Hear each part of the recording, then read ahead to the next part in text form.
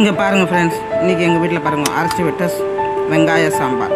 அரைச்சி விட்ட வெங்காய சாம்பார் தொட்டுக்கிட்டு பாருங்கள். இது அந்த பயிர் சொன்னேன் இல்லையா, என்ன சொல்கிறது, என்ன பயிர் அது, அந்த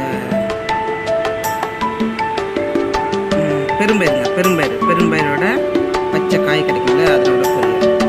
இது வந்து காலையிலே என் தங்கச்சி பையன் ஆஃபீஸ் போனான், ஆனால் அவனுக்காக செஞ்சது கோவக்காய் பொரியல். கோவக்காய் பொரியல். இது வந்து மாங்காய் பச்சடி பண்ணி இப்போ மதியானமாக பண்ணிக்கலாம். மாங்காய் பச்சடி வச்சுக்காக தயிர், ரசம் வைக்கலைங்க, காரம். இது வந்து சாம்பார் இருக்குது, இதெல்லாம் இருக்குது. தயிர் வைக்க வாங்க, என்ன சமையல் எல்லோரும் சாப்பிட்டீங்களா, என்ன சாப்பாடு வாங்க. சாப்பாடு பிடிச்சிருந்தா என்னோட சமையல் பிடிச்சிருந்தா என்னோட சமையல் பிடிச்சிருந்தா லைக் பண்ணி, கமெண்ட் பண்ணி, சப்ஸ்கிரைப் பண்ணி சப்போர்ட் பண்ணுங்கள். லைவ் போட்டோன்னா வாங்க பார்த்துட்டு சப்போர்ட் பண்ணுங்கள். சமைச்சு முடிச்சுட்டு கால் வலிக்கு வந்து உட்காந்துட்டோம்.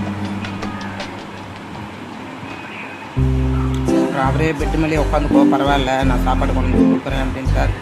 கால் வலியினால நான் உட்காந்துருக்கேன், பெட்டு மேலே தான் உட்காந்துருக்கேன். தப்பாக நினச்சிக்காதீங்க. இந்த சாப்பாடு வீடியோ எடுக்கிறதுக்கு இப்போ உட்காந்து இறங்கி உட்காந்து சாப்பிடுவேன். அதை வச்சுட்டு போயிருக்காரு அவர்.